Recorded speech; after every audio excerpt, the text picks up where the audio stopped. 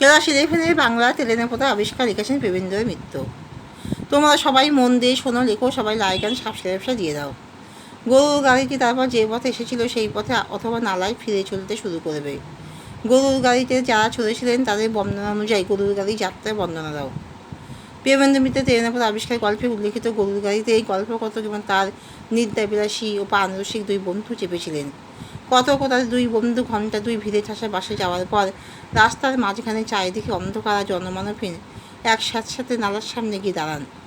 মশাদের কামড় উপেক্ষা করে কিছুক্ষণ ধৈর্যের পরীক্ষা দেওয়ার পর অবশেষে সেই কাদা জলের নালা থেকে এক শ্রুতি বিস্ময়কর আওয়াজ তাদের কানে আসে।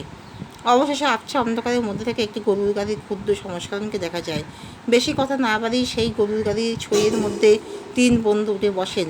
গরুর গাড়িটি তাদের অত্যন্ত ধীর গতিতে এগিয়ে চলে তাদেরকে নিয়ে। বন্ধুদের সঙ্গে মাঝে মাঝে অনিচ্ছাকৃত সংঘর্ষ বাঁধে। তারপর ধীরে ধীরে কথা বুঝতে পারেন চারদিকে গাঢ় অন্ধকারে চেতনার শেষ অন্তর্দীপ্তিও নিমজ্জিত হয়ে গেছে।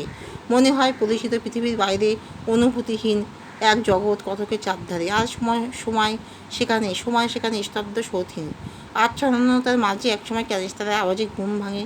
গারোয়ানকে কারণ জিজ্ঞাসা করায় নিতান্ত নির্বিকারভাবে সে জানায় উদ্দেশ্য বাঘ তাড়ানো। বাঘের কথা ভাবতে ভাবতে কতকটা বিশাল একটি মাঠ পেরিয়ে যান।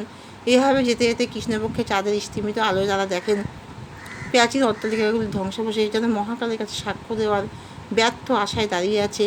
আর জীবন্ত পৃথিবী ছাড়িয়ে কথকেরা যেন অতীতের কোনো কুয়াশাচ্ছন্ন স্মৃতিলোকে এসে পৌঁছেছেন।